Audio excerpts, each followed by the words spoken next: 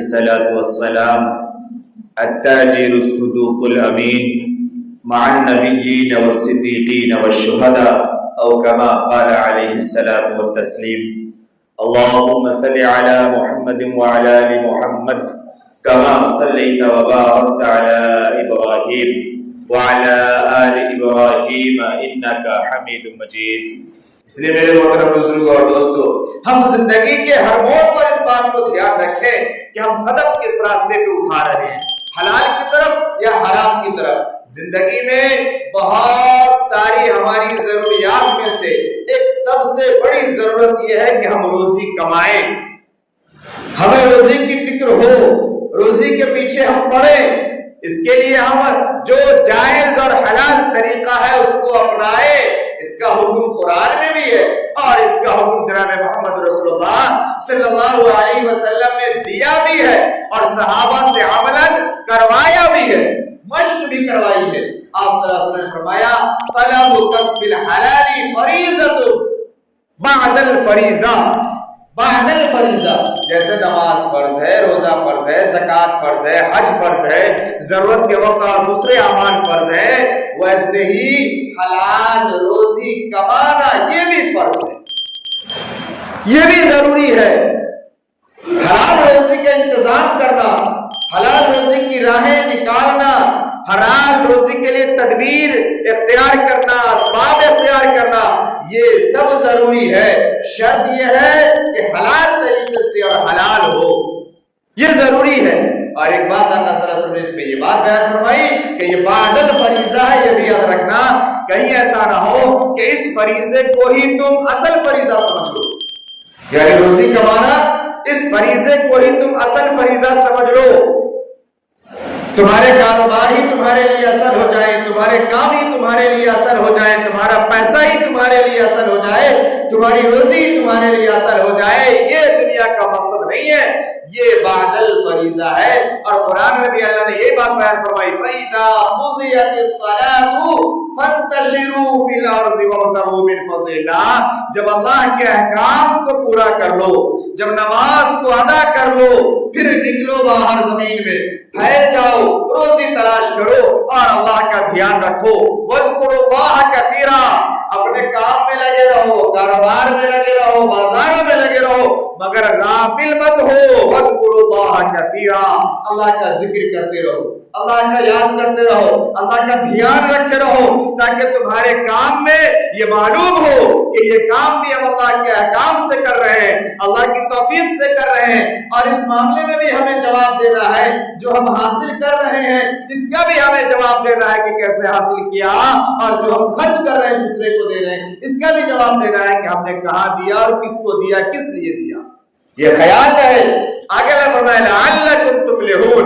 اگر اس دھیان کے ساتھ، اس خیال کے ساتھ، اگر اس ذکر کے ساتھ، اس فکر کے ساتھ زندگی گزارو تاکہ تم کامیاب ہو جاؤ، تاکہ تم فلاح پا جاؤ، دنیا میں بھی کامیاب ہو جاؤ اور آخرت میں بھی کامیاب ہو جاؤ. اس لیے میرے محترم بزرگوں اور دوستو، جو بھی رزق کا حاصل کرنے کے لیے ہم جو کر سکتے ہیں وہ کریں. جو کر سکنے کا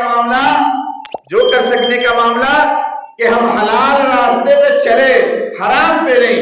حلال راستے میں تکلیفیں ہیں، مصیبتیں ہیں، پریشانیاں ہیں، احادیث موجود ہے، انبیاء علیہ السلام کے واقعات موجود ہے. آقا صلی اللہ علیہ وسلم نے قرآن کریم کی تلاوت شروع کی، پڑھتے گئے موسیٰ علیہ السلام کے واقعے پہ پہنچے. آپ صلی اللہ علیہ وسلم نے فرمایا دیکھو موسیٰ علیہ السلام اللہ کے نبی، انہوں نے 10 سال تک اپنے کو مزدور بنایا، 10 سال تک اپنے کو مزدور بنایا، مزدور بن کر کے رہے. کس لیے؟ اپنے نفس کی حفاظت کے لیے اور اپنے بدن، اپنے پیٹ کی حفاظت کے لیے، ان دونوں کو حلال کرنے کے لیے. حضرت شعیب علیہ السلام نے 10 سال کی خدمت پر موسیٰ علیہ السلام کو اپنے گھر میں رکھا تھا، ہے نا، اپنے یہاں اجیر رکھا، عامل رکھا اور پھر اپنی بیٹی نکاح میں دی. آقا صلی اللہ علیہ وسلم اس بات کو بیان فرما کر کے اس واقعہ کو امت کو یہ پیغام دے رہے ہیں کہ دیکھو حلال ہونا چاہیے، راستہ طریقہ حلال ہونا چاہیے، چاہے جو بھی ہو. موسیٰ علیہ السلام نے 10 سال تک اپنے آپ کو مزدور بنایا، خدمتیں کی، اور اس کے بعد نفس کو حلال طریقے سے استعمال کیا اور پیٹ بھی حلال طریقے سے بھرا۔ حضرت عیسیٰ علیہ السلام ہاتھوں سے عمل کیا کرتے تھے۔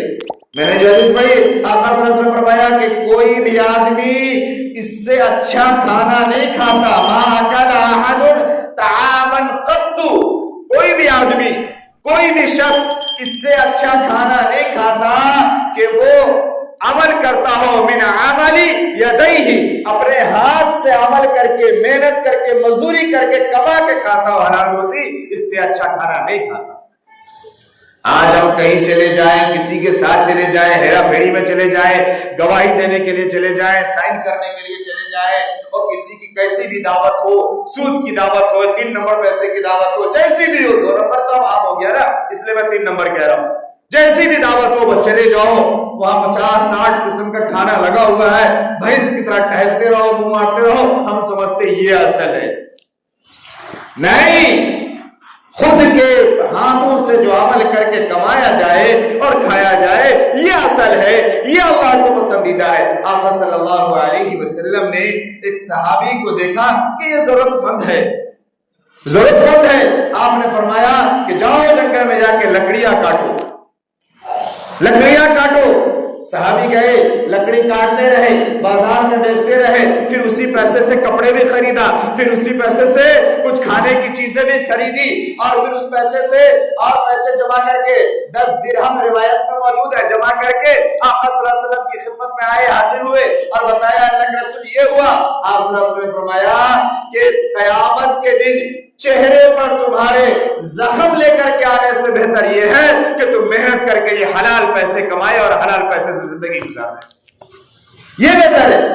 ایک صحابی کا واقعہ ایسی روایات میں ملتے ہیں کہ اس کی بہت پریشانی تھی، فرمایا کیا تمہارے گھروں میں؟ کہ ایک چادر ایک پیالہ ہے، وہ پیالے کو منگوایا، پیالے کو جتنے میں بک سکتا تھا بیچ دیا، اس پیسے سے کلاڑی خریدی، کلاڑی خرید کر کے جناب محمد رسول اللہ صلی اللہ علیہ وسلم نے اپنے ہاتھوں سے لکڑی کا دستہ اس میں لگایا، جس سے ہم لوگ بیٹ کہتے ہیں نا، بیٹ لگانا، بیٹ، وہ لکڑی کا دستہ اس میں لگایا اور کہا جاؤ لکڑیاں کاٹو اور بیچو۔ تو ہم خود بھی حلال کا انتظام کریں، اور اگر ہم اپنے ساتھ کسی دوسرے کے کام آ سکتے ہیں اور حلال راہیں نکال سکتے ہیں تو دوسرے کے لیے بھی راستہ نکالیں اور یہ کریں۔ کام چھوٹا ہو یا بڑا، شرط یہ ہے کہ وہ حلال پر ہے یا نہیں، یہ اصل ہے، یاد رکھیے گا۔ اگر کسی کا کچھ بہت بڑا ہو لیکن اگر وہ حرام پر ہو، دنیا کی نظر میں بڑا ہو سکتا ہے، اللہ کی نظر میں بالکل حقیر و ذلیل ہے اور وہ جہنم کا ذریعہ ہے، اس سے کوئی فائدہ نہیں ہے۔ لیکن اگر کسی کے پاس چھوٹا سا ٹھیلا ہو، چھوٹی سی دکان ہو، مزدوری کرتا ہو، پھیری کرتا ہو، لیکن حلال طریقے سے کرتا ہو اور حلال کماتا ہو، وہ اللہ کی نظر میں بھی خوش نصیب ہے اور دنیا میں بھی خوش نصیب ہے اور اچھا ہے، یاد رکھیے۔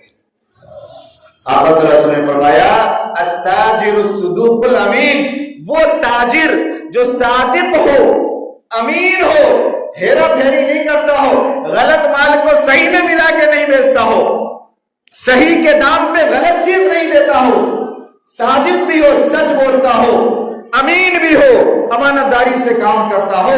آقا صلی اللہ علیہ وسلم نے فرمایا مع النبیین والصدیقین والشہداء، ایسے تاجر، ایسے کاروباری یہ نبیوں کے ساتھ ہوں گے، یہ صدیقین کے ساتھ ہوں گے، یہ شہداء کے ساتھ ہوں گے۔ یہ کتنی بڑی بات ہے، ہم نے کبھی اس پہ غور کیا؟ نبی کا ساتھ مل جانا، شہداء کا ساتھ مل جانا، صدیقین کا ساتھ مل جانا، کیا یہ کوئی کھیل کی بات ہے؟ آج تاجر کہے کہ دیکھیے ہمارے بارے میں یہ حدیث ہے، بات تو صحیح ہے، لیکن اس سے پہلے کی جو بات ہے ہم نے اس کو سمجھا یا نہیں، کہ آپ صادق ہیں بھی اصل میں یا نہیں اور امین ہیں بھی یا نہیں، کہیں ایسا تو نہیں کہ لے رہے ہیں کھلا ہوا اور بیچ رہے ڈبے میں ڈال کے۔ یہ سب سمجھنے کی چیز ہے، کہیں ایسا تو نہیں آپ دوسرے کو بیچ رہے ہیں لیکن آپ دوسرے کے معاملات کو پورا نہیں کر رہے، ایسا تو نہیں کہ صرف آپ خرید ہی رہے ہیں، بیچ ہی رہے ہیں، لیکن اس میں جو دوسرے کے حقوق بنتے ہیں آپ اس کو ادا نہیں کر رہے۔ تو یہ بہت سمجھنے والی بات ہے۔ اگر ہم ذرا سا سمجھ گئے، اگر اپنے قدم کو اٹھانے سے پہلے دیکھ لیے کہ یہ جو قدم ہم رکھنے جا رہے ہیں یہ حلال کی طرف ہے یا حرام کی طرف ہے، یہ صحیح کی طرف ہے یا غلط کی طرف ہے، اگر اس بات کو ہم سمجھ گئے اور اگر ہم نے اپنے قدم کو صحیح سے اٹھا لیا تو پھر ہماری دنیا بھی اچھی ہے اور آخرت بھی ہماری کامیاب ہے، اور یہ بے شمار جو فضائل ہے یہ تمام ہمارے لیے ہے۔ اور اگر ہم نے اس کو نہیں سمجھا تو پھر یہ سمجھ لے کہ منمانی زندگی کا ٹھکانہ یہ جہنم ہے، منمانی زندگی کا ٹھکانہ یہ مصیبت ہے، یہ پریشانی ہے، اس میں کوئی فائدہ نہیں ہے۔ دعا کریں کہ اللہ رب العالمین ہم تمام کو بات سمجھنے کی توفیق نصیب فرمائے۔ اللہ ہم تمام کو صبح سے شام تک ہر کام کو کرنے سے پہلے ایک بار دیکھنے والا بنائے کہ یہ کام ہمارا گناہ والا ہے یا صحیح کام ہے۔ اگر ہم دیکھ کے سمجھ کے کرتے ہیں تو ہر کام ہر عمل مومن کی عبادت ہے، اور اگر ہم بنا دیکھے بنا سمجھے کرتے ہیں تو کوئی کام کو ہم اچھا بھی سمجھ رہے ہو لیکن وہ گناہ کا کام بن جاتا ہے۔ اس لیے ہم اس بات کو سمجھیں، غور کریں، فکر کریں، دینی تعلیم کو سمجھیں، اسلامی طریقے کو سمجھیں، ایمانی اصول کو سمجھیں، اسلامی اصول کو سمجھیں اور اپنی زندگی گزاریں۔ اللہ تبارک و تعالی ہم تمام کو عمل کی توفیق نصیب فرمائے۔